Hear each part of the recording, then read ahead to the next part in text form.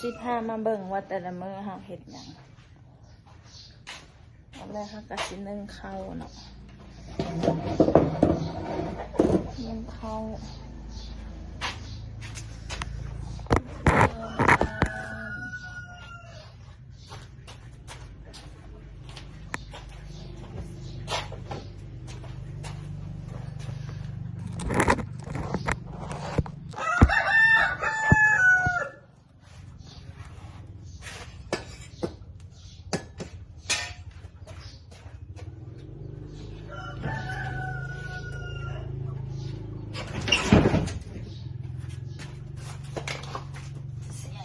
น้อยนึง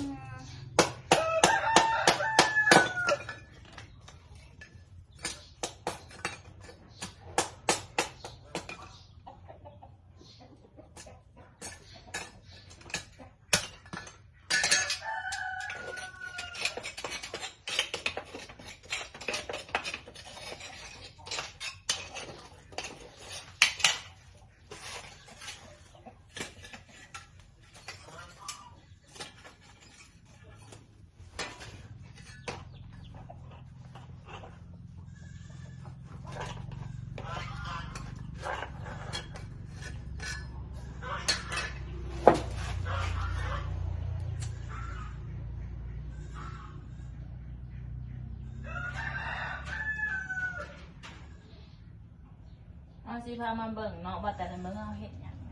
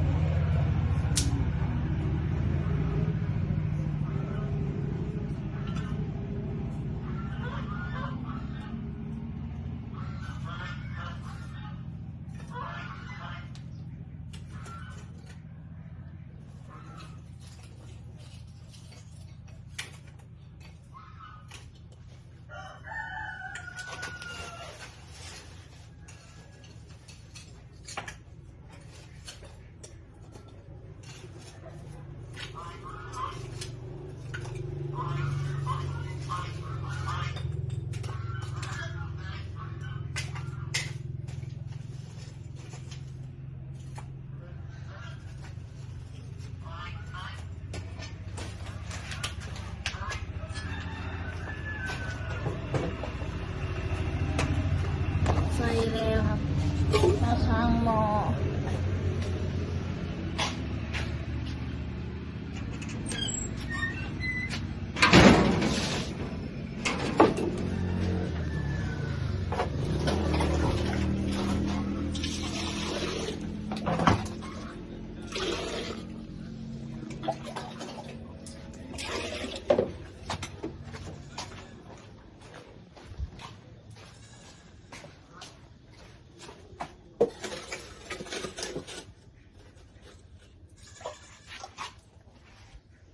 ขอไปได้น้ำก่อน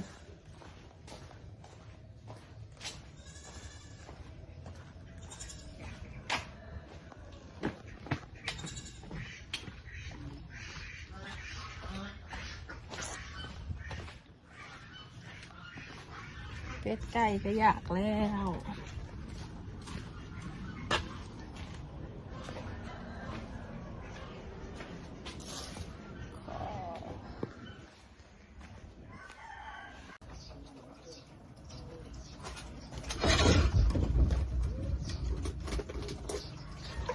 เอามาเอาเข้าใส่หัว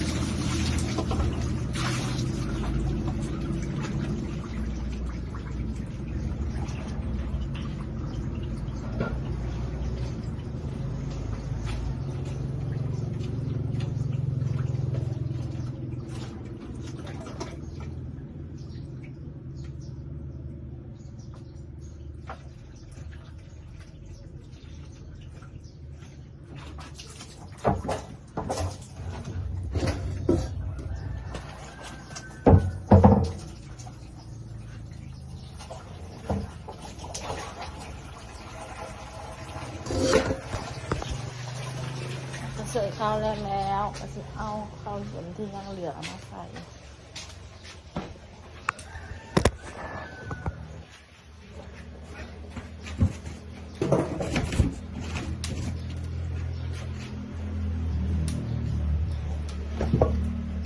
ที่ยังเว้าบ่เก่งบันไดเด้อ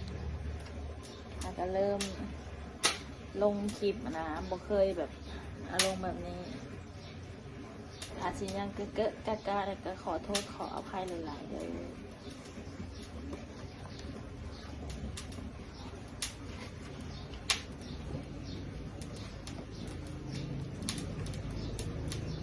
ข้าวเขาก็ยังหลายไม่มีใครกินเลยนึ่งแล้วก็มีคนกินมื้อเช้านี่ก็พากันกินอะไรกระปุนเผ็ดน้ำกระปุนก็เลยนึ่งไว้ไปซื้อข้าวก็เลยใครกินเลยเย็นหลาย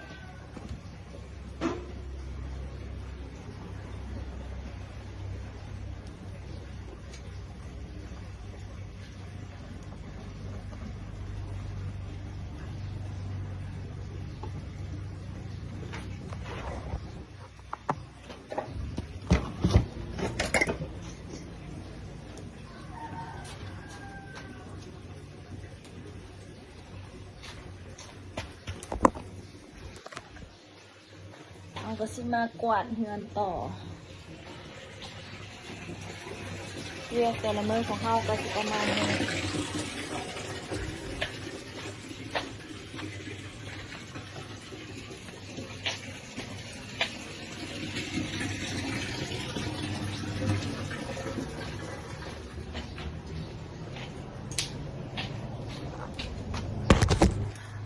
บ่มีขาตั้งกล้อง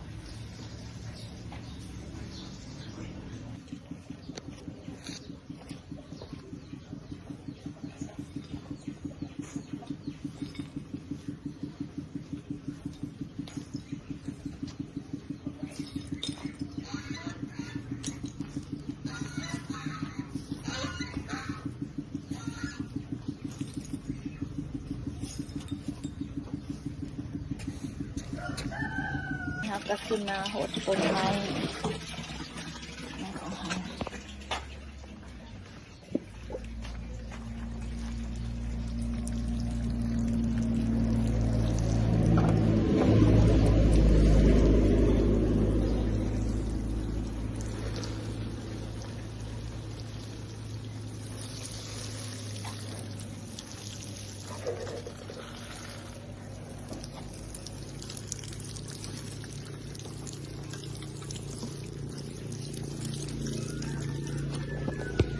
แต่ละมือเขาก็บ่มีอย่างไร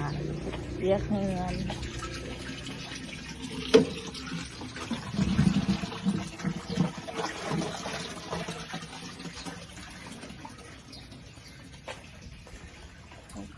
กเงิน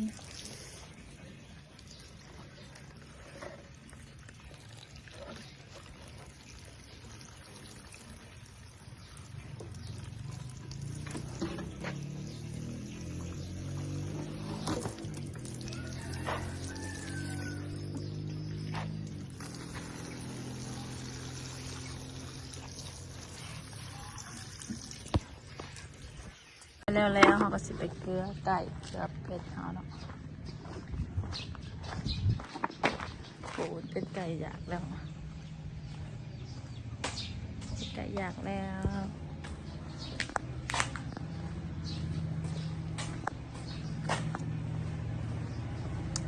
เกลือเป็ดเกลือไก่เขาก็สิผสมใส่ฮัมเนาะแล้วก็เข้าหน่อยหนึ่ง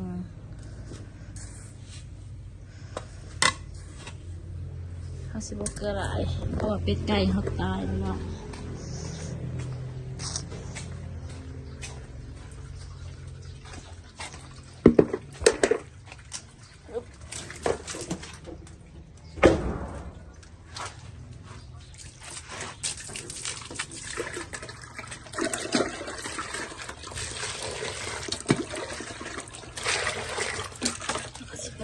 ผสมคน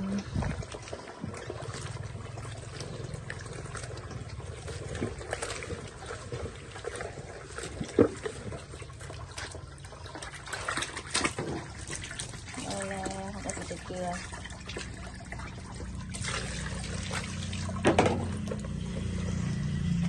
ใส่จานมันจะปิดน้ำก่อน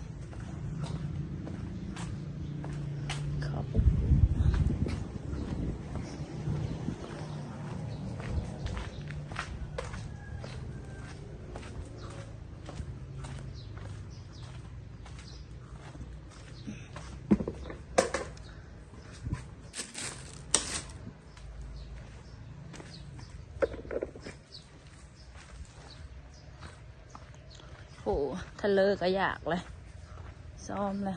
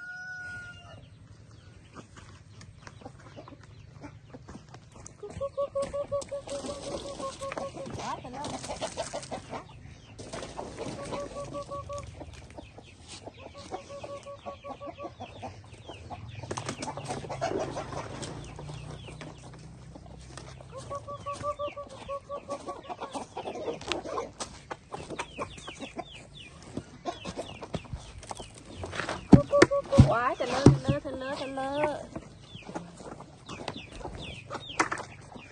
โอ้ทะเลก็กินน้ำมีคนฟันนี่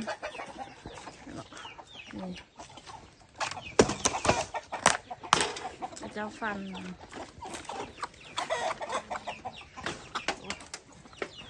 ฟันหางเขาตัวนี้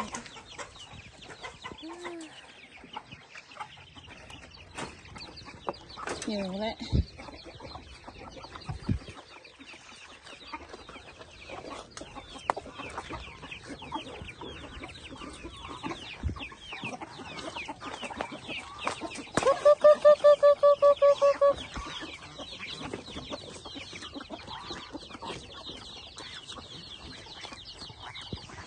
โอ้ยห่านเขาเลย